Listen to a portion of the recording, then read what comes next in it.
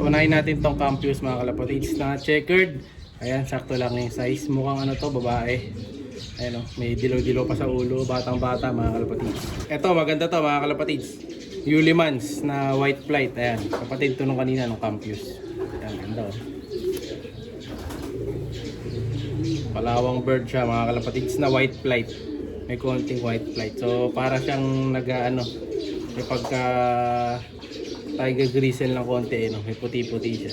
Dalawang kalawang magkapatid mga kalapatid sa kalawang. So, yun ang maganda sa dalawa na to. Kalawang na Muliman pareho. Ito naman pure white mga kalapatid. Ganda ng pure white na to. Ayan. So, ang iksi ng paa ng pure white na to mga kalapatid. Kaya kita nyo paghawak ko sa gilid. Ayan. Iksi ng paa niya. Solid na ipon. No? Gandang young bird. Pure white. Ayan. Medyo malikot nga lang siya. Pero solid din ang katawan, buong katawan mga kalapatids. Siya si Idol Madla, nakakahanga, may mga hawak, gandang linyada. Ika'y inspirasyon kung bakit hanggang ngayon ako'y palaging pumakarera. Ngayong araw, lilipat ko na to mga young birds natin dito. Ayan sila oh. Lilipat na natin yung mga yan sa likod.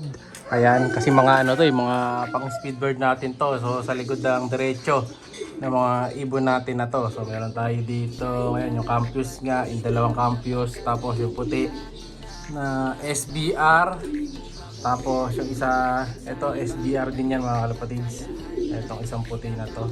Ay ito pala, hindi pala SBR to. Johnson White to, Cross Vandenbroek. Ito yung dalawa namang Muliman.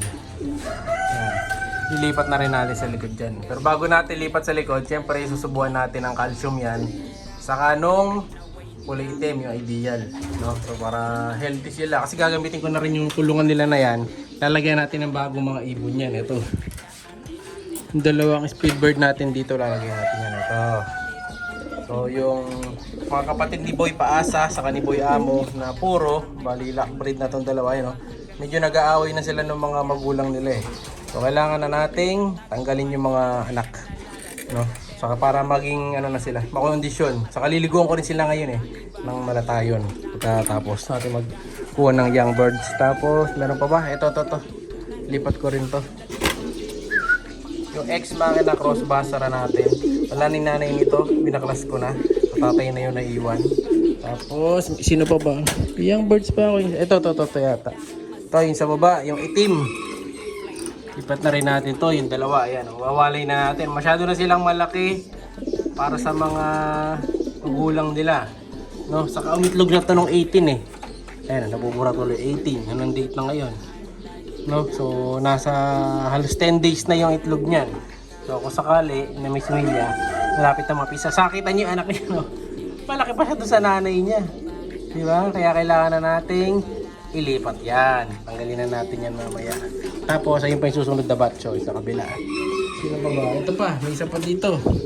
Yung masili na young bird. May masili pala tayo, yan o. Kala ko wala nang masili. Meron pala tayong isa dito, ayan o. Diba? So tama. So sa mga naghahanap ng masili, ito o. Meron tayong nandito na young bird dito, masili. Lilipat na natin yan. Yung mga tatanggalin ko na yan sa magulang, sila yung papalit ko muna dito para lumakas silang kumain. Pag malakas ang kumain, lipat na yan doon. So ito, temporary, doon muna sa likod na kulungan to, doon sa maliit. Tapos may laman kasi yung dulo. Pagka makuha na yung tatlong ibon doon, naalis na, sila na yung papalit doon, no? So stage by stage lang tayo, no? So 2 months old pa naman tayo na young bird, nagte-train. So susulat ko muna dito yan. Ayan, sulat natin dito yan. Siyempre, bago sila lumabas dito sa breeders area ko, lalagay muna natin dito yung color. Ganda ng sulat ko, diba? Tapos dito ning number. Tapos dito yung line. Yan. Tapos dito natin lalagay yung kung dream lock or old lock. Yan, dyan natin lalagay mga kalapatids. Yan. Hanggang magkalahati yan. Tapos next batch ulit. Kasi maubos na itong sa breeding area ko. Kalahati na lang yan. Ayan, oh. Diba? So madami. So simulan na natin ang paglilista. So unahin natin tong Campus mga kalapatids na checkered. Ayan, sakto lang yung size. Mukhang ano to, babae. Ayan o, may dilaw-dilaw pa sa ulo, batang-bata mga kalapatids. So unahin natin to. Susulat ko yung ring number, tapos lalagay na natin sa likod. Siyempre subuhan natin ng diya. Ito, maganda to mga kalapatids. Ulimans na white flight. Ayan, kapatid to nung kanina nung Campus. Ayan, ganda oh. Palawang bird siya mga kalapatids na white flight.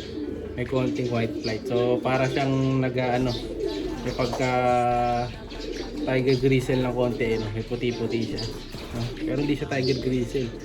Ano lang to, recessive red na white flight. Ayan, ganda rin mga kalapatids. Oh.